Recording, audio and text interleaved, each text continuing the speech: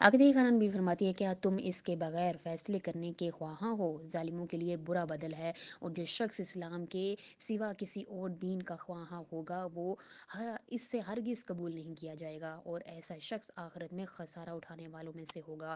پھر تمہیں خلافت حاصل کرنے کی اتنی جلدی تھی کہ خلافت کے بد بد کے ہوئے ناکہ کے رام ہونے اور مہار تھامنے کا بھی تم نے مشکل سے انتظار کیا، پھر تم نے آتش فتنہ کو بھڑکایا اور اس کے شعلے کو پھیلانا شروع کیا۔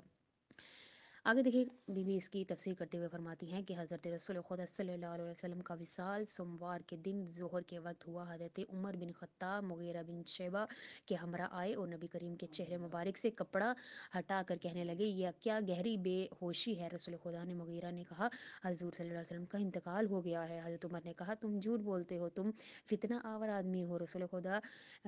رسول اللہ منافقین کے خاتمے تک زندہ رہیں گے۔